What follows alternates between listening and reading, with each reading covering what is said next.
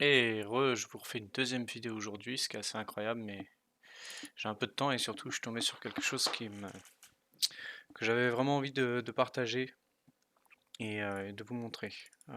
Donc bon, on est revenu sur le thème de Banana, Banana, là. Banana Spread, je sais plus son nom exactement, sur sa chaîne YouTube, là où j'ai trouvé la personnalisation des thèmes, où j'ai posté la vidéo ce matin. Et, euh, et donc du coup, en fait, pourquoi? Parce que j'étais en train de par hasard, je suis tombé en fait sur le fait, vous savez, moi, j'utilise, on va parler un peu des flux, on va parler un peu des ordres limites, du carnet, du MBO, etc.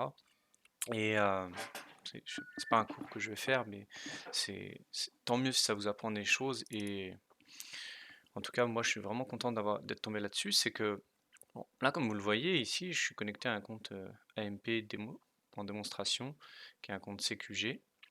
Ou même rythmique, non, c'est un compte rythmique. Et j'ai mon compte DXFeed pour le flux qui est connecté également. Comme vous voyez, on a un temps de réponse de 40 millisecondes qui varie entre 30 et 70, on va dire, la plupart du temps.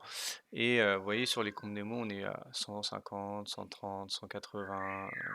euh, Si vous allez sur des comptes Apex rythmiques, qui sont des comptes démonstration, vous allez être aux alentours de 90, etc. Bref, bon, c'est pas fou, mais pourquoi j'ai pris DXFeed? Parce que bah, j'ai un bon feeling avec ce flux, vraiment.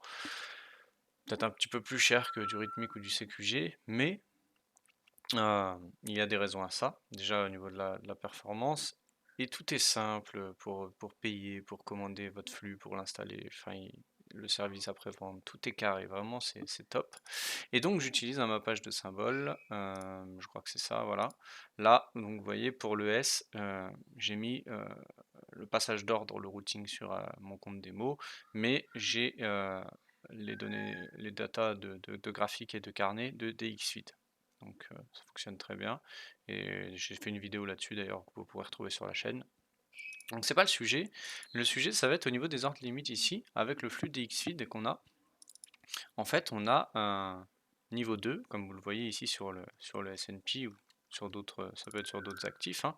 Quand vous allez dans paramètres ici, que vous allez dans en share demande, et que vous allez même dans visualiser, pardon, où est-ce que c'est nombre de niveaux? Vous voyez, je peux mettre ici 20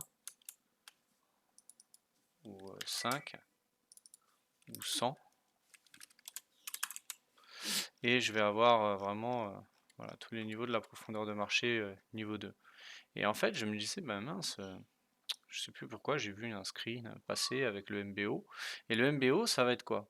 Pour ceux qui ne connaissent pas, bien sûr, vous savez, on appelle le niveau 2 ici les ordres en attente dans le carnet, hein, sur le bid Elasc, toute la profondeur, certains flux, etc. Vous allez être limité à 10 niveaux, ou plus, ça dépend des actifs, des flux, etc. Bon. Sur Rhythmic, sur DXFeed, vous avez sur beaucoup d'actifs une grande profondeur de marché, ce qui va vous permettre vraiment de voir un maximum sur la hauteur s'il y a des plus gros acteurs et des plus petits, etc. Bon, je ne suis pas là pour vous expliquer comment l'utiliser, faire un cours de trading, mais par contre, ce qui est vachement intéressant, c'est que avec DXFeed, vous avez comme rythmique une grande profondeur de marché et vous avez dans l'abonnement le niveau 2 et le niveau 3 qui est compris dedans. Alors pour rythmique, je ne sais plus si c'est deux abonnements, mais vous l'avez aussi avec rythmique, le MBO.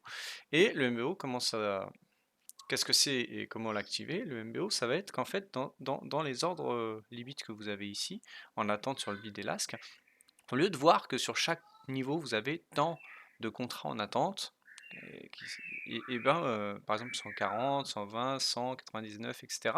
Vous allez le voir, mais en plus de ça, vous allez voir, euh, entre guillemets, qui détient quoi. Ça veut dire si c'est plusieurs fois euh, des des petits acteurs ou s'il y a un gros. Comment on va faire? Donc on va tout simplement aller l'activer dans les colonnes en share demande. Et on va aller ici en char demande, parce que oui, moi je suis en une seule commande, mais c'est pareil. Et ici, l'histogramme, vous allez à histogramme, ici au lieu de gradient, vous avez solide, vous avez gradient, bon c'est de l'esthétique, et vous avez MBO. Quand vous allez activer le MBO, boum, qu'est-ce qui se passe ici?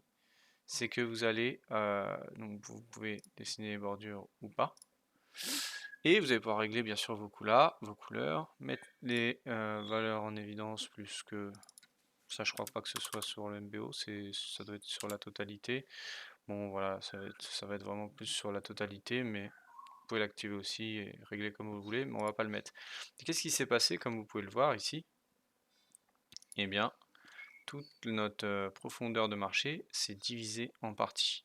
Et on voit ici la totalité, mais on va voir ici qu'ici il y en a un, il a 50. Il y en a un ici, il est à 200. Il y en a un ici, il a 200, vous voyez. Et donc sur les 257, il y a une seule personne qui détient 200 contrats à ce prix-là, etc. Et ça va vous permettre de voir un peu plus profondément ce qui se passe sur le marché.